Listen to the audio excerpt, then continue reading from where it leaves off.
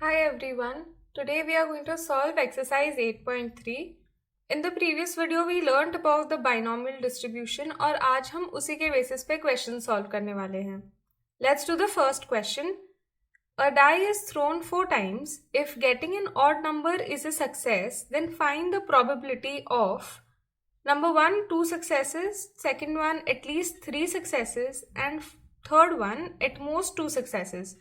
तो यहाँ पे हम एक डाइस को 4 टाइम्स थ्रो कर रहे हैं, ठीक है, एंड हम सक्सेस को डिफाइन कर रहे हैं as getting an odd number. तो फर्स्ट ऑफ ऑल जब भी हम एक डाइस को थ्रो करते हैं, एक डाई को एक्चुअली वी गेट 1 से लेके 6 तक ऑल द नंबर्स, बराबर.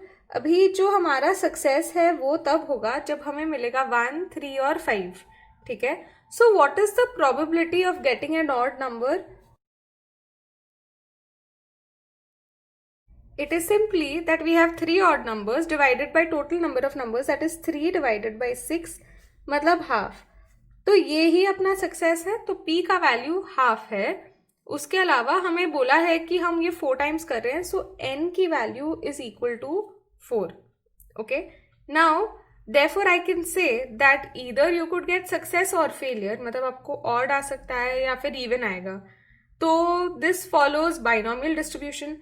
So we can say that let x denote the number of successes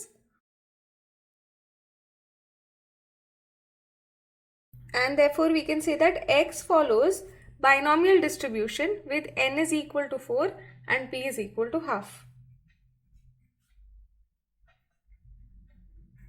ठीक है, तो इसका अभी हम फॉर्मूला लगा सकते हैं. सो therefore p that x is equal to x is equal to 4cx p that is half raised to x and 1 minus p. q का वैल्यू भी क्या होगा? q is equal to 1 minus p which is also going to be equal to half only. So half raised to 4 minus x.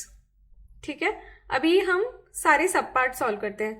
तो number 1 हमें ढूंढना है that find the probability of getting 2 successes, मतलब x की value 2 है. So probability that x is equal to 2 is equal to 4c2 half raised to 2 and half raised to 4 minus 2, मतलब 2 only. This is equal to 4 factorial divided by 2 factorial 2 factorial into half raised to 4 actually. और ये cancel होगा तो हमें मिलता है 4 into 3 divided by 2 into 2 raised to 4. ये हो गया 6 डिवाइडेड बाई 2 रेज टू 4 और एक 2 भी कट हो सकता है, तो ये 3 हो जाएगा और ये कट हो जाएगा. तो हमें मिलेगा basically 3 divided by 8. Text book में डेसिमल में दिया है तो हम डेसिमल में कन्वर्ट करते हैं. This is equal to 0 point, तो ये 30 हो जाएगा. 30 और 8 मतलब हम कर सकते हैं 3 सा तो 24 आएगा, फिर 6 रह जाएगा तो डेसिमल है करके वो 60 हो जाएगा, तो 7. तो उसके बाद रह जाएगा 60 माइनस 56 मतलब 40. 40 में से अब मैं क्या सब्ट्रैक्ट करूंगी, मतलब 40 आता है ना 8 के टेबल में, तो that is 5. So the answer is 0.375. Let's do the next one now.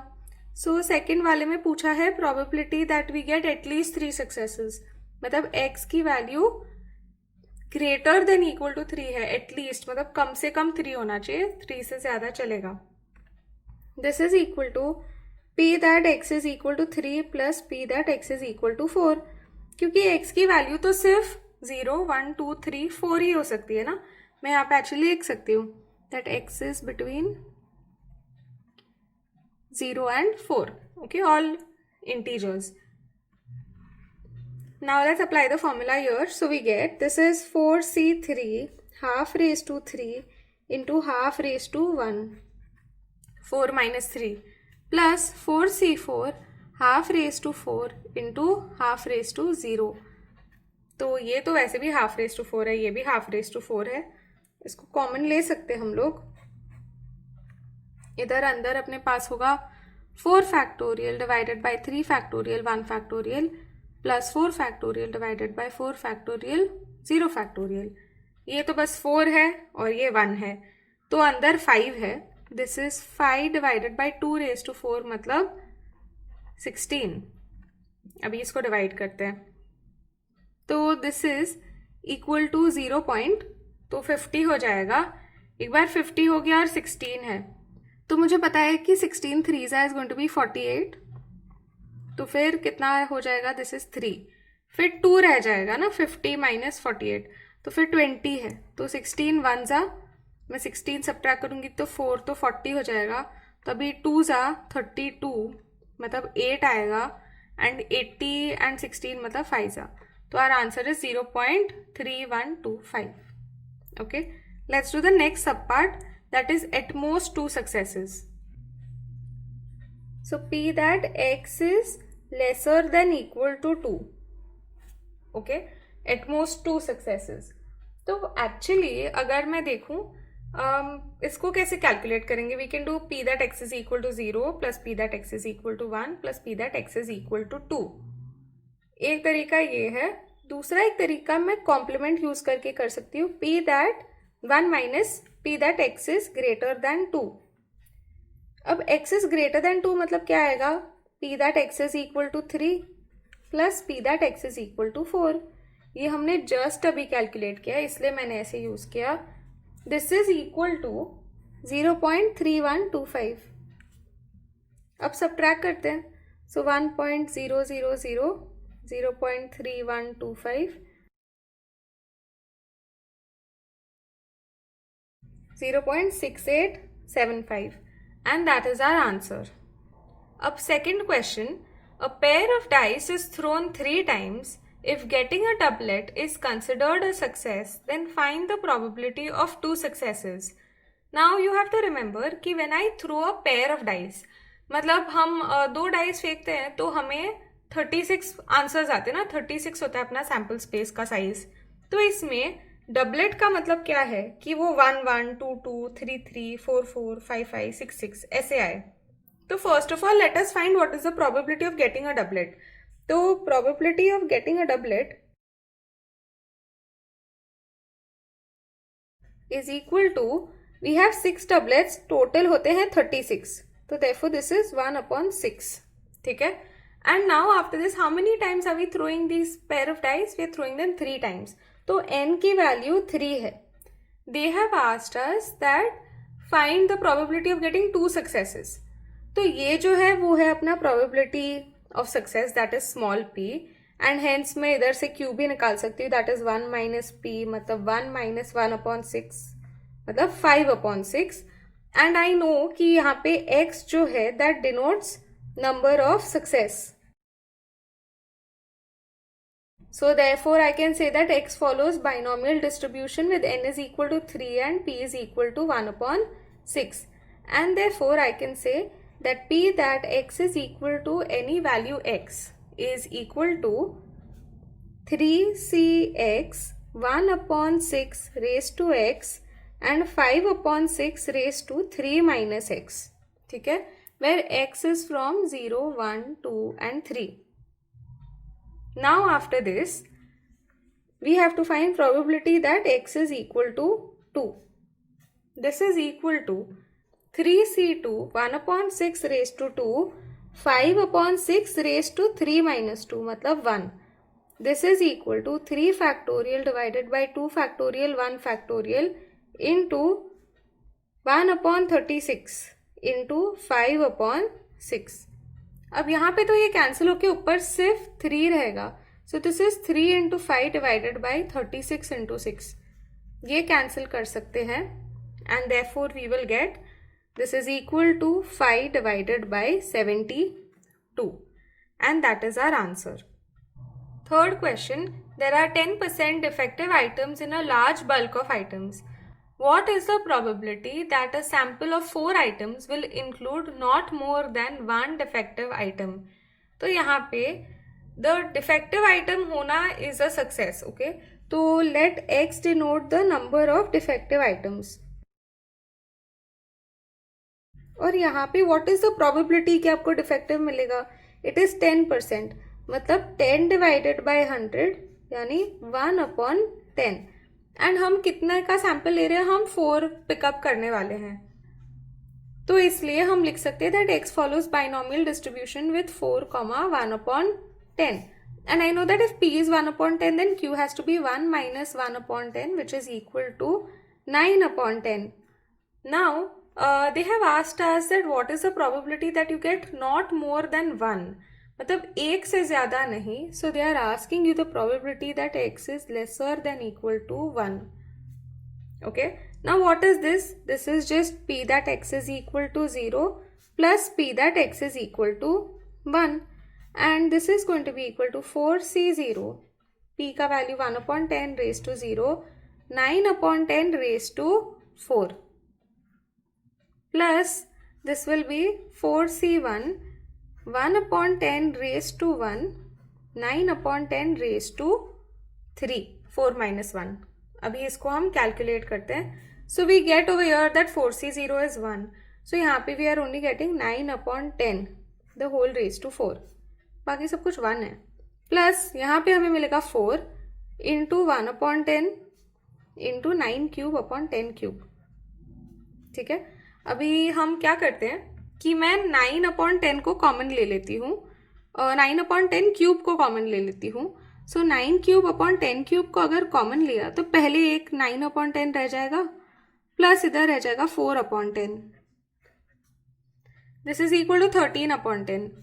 तो this is actually 0.9 the whole cube into 13 upon 10 मतलब 1.3.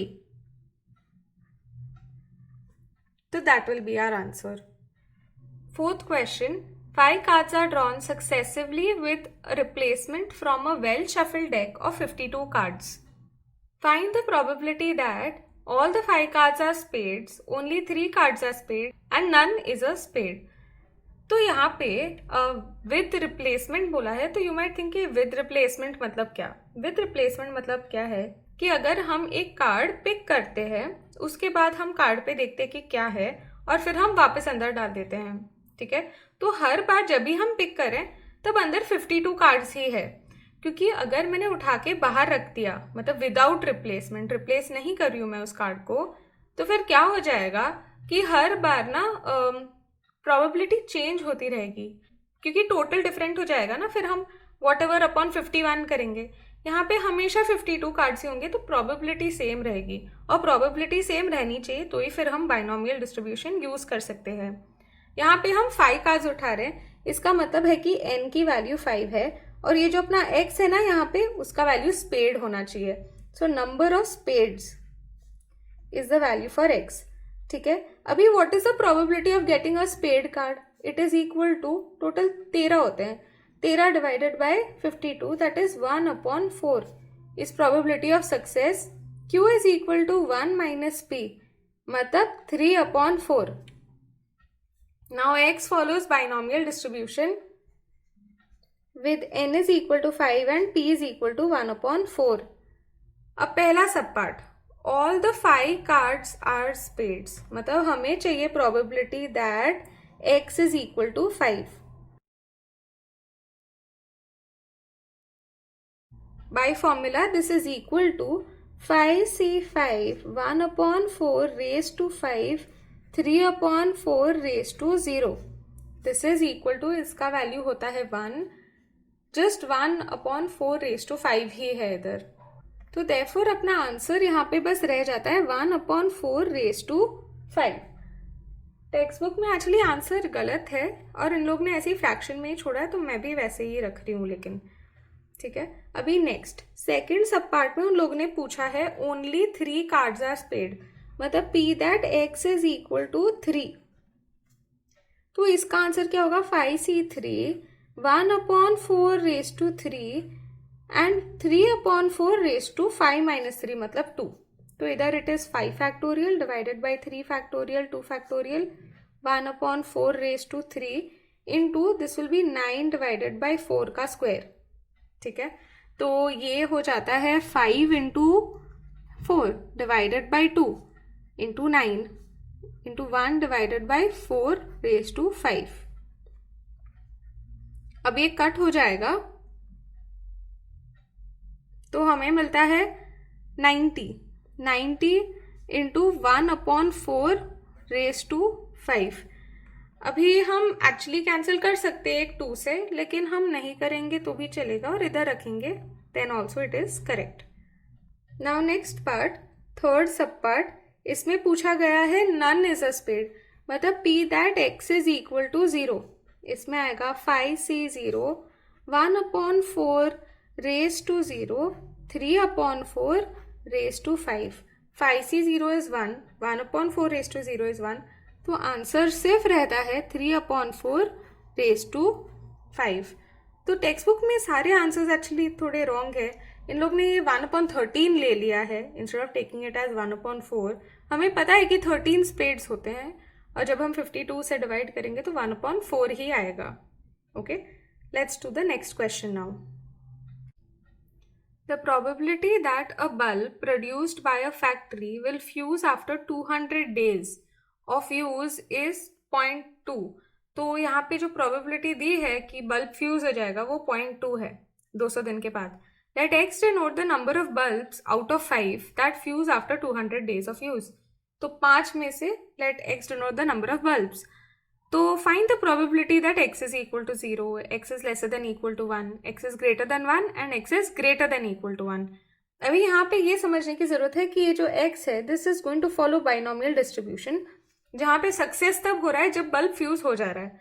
तो प्रोबेबिलिटी ऑफ सक्सेस 0.2 है और हम 5 बल्ब को कंसिडर कर रहे हैं. So therefore this is 5,0.2. Now if p is equal to 0.2 then q is equal to 1 minus 0.2 which is equal to 0.8.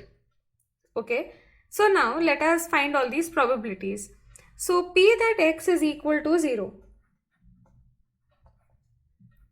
is equal to, we have 5c0 0.2 raised to 0 into 0.8 raised to 5. हम यहाँ पे calculation नहीं करेंगे, हम बस मतलब ऐसे power में ही रखेंगे. तो 5c0 5 factorial divided by 5 factorial into 0 factorial मतलब 1. 0.2 रेज टू 0 मतलब 1. This is only 0.8 raise to 5.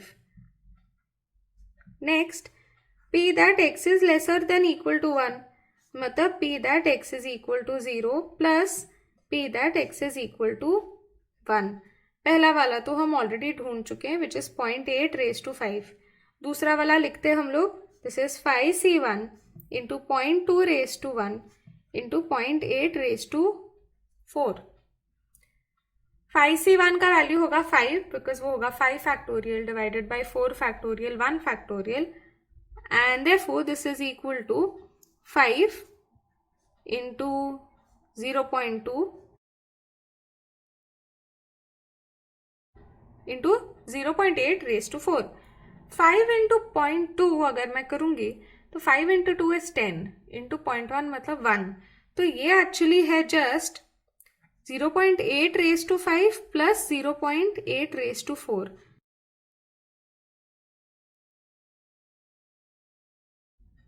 इसमें मैं कॉमन ले सकती हूँ 0.8 raised to 4 एंड मुझे मिलेगा therefore 0.8 plus 1. So this is equal to 1.8 into 0.8 raised to 4. And that is our answer.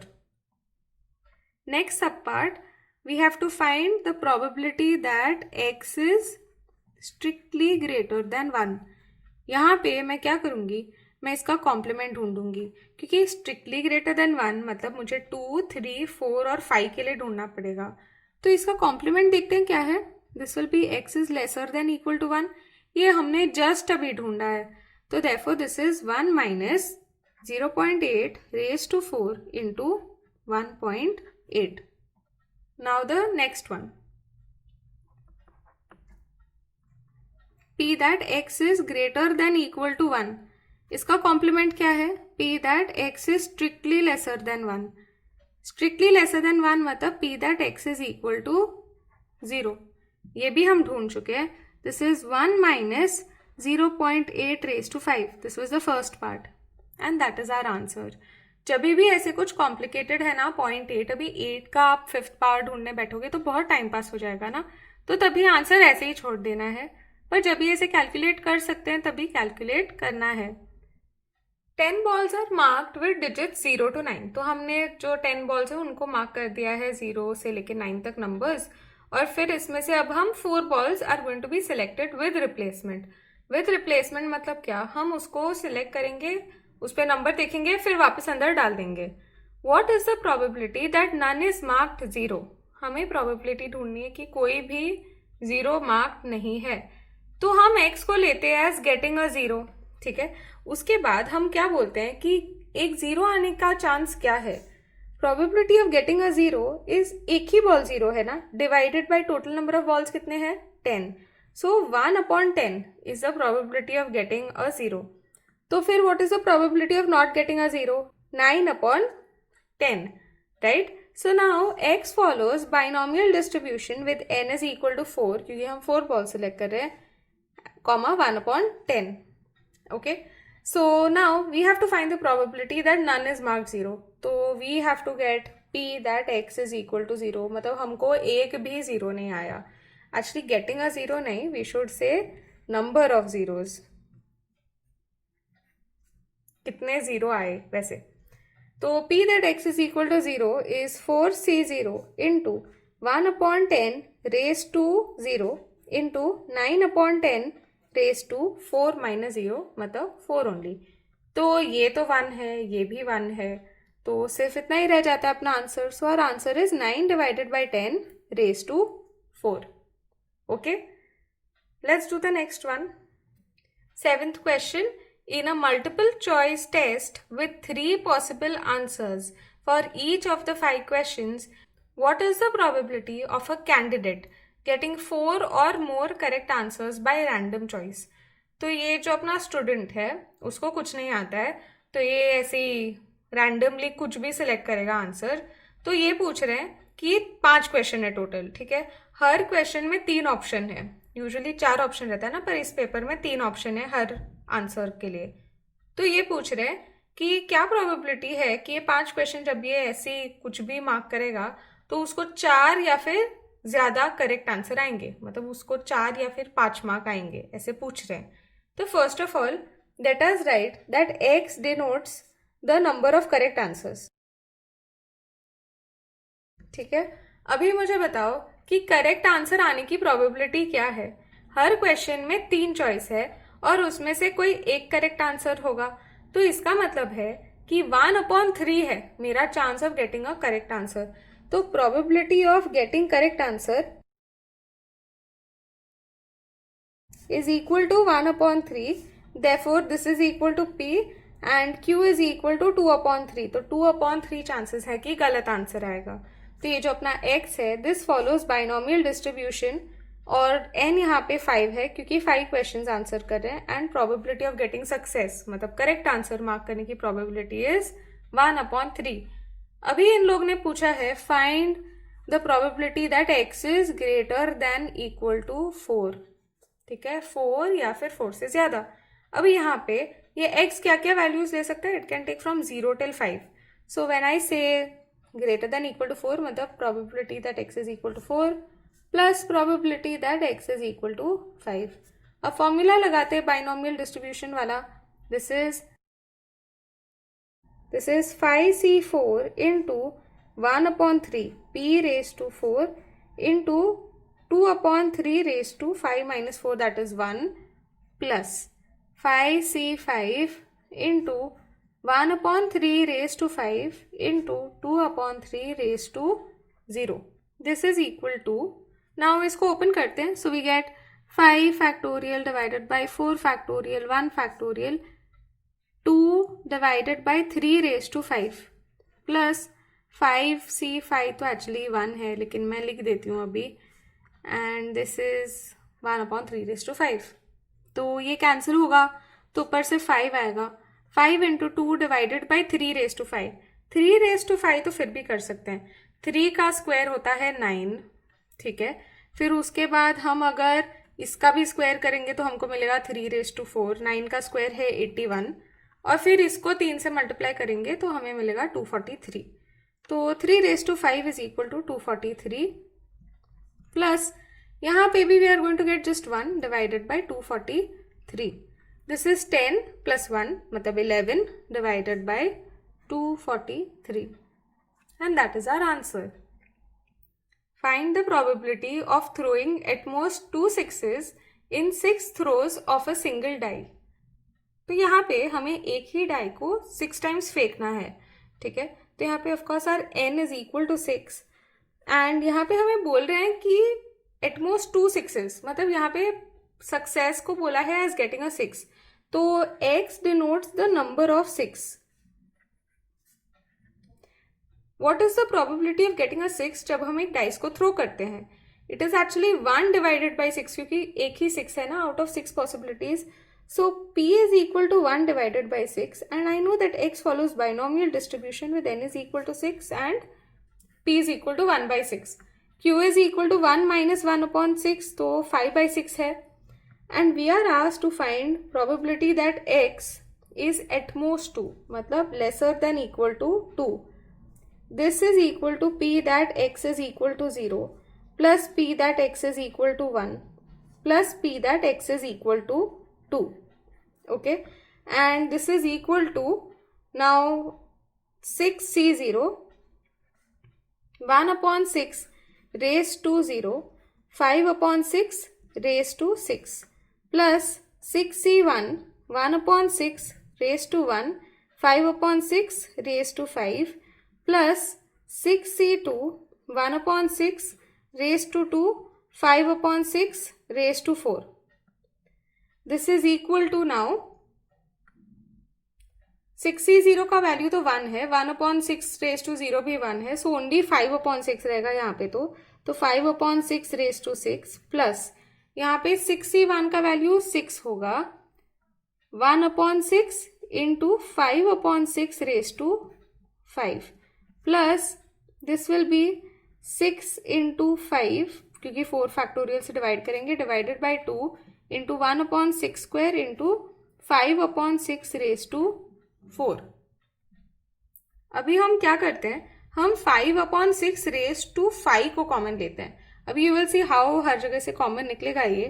तो 5 अपॉन 6 रेज टू 5 एक्चुअली सबसे हर जगह पे है ये.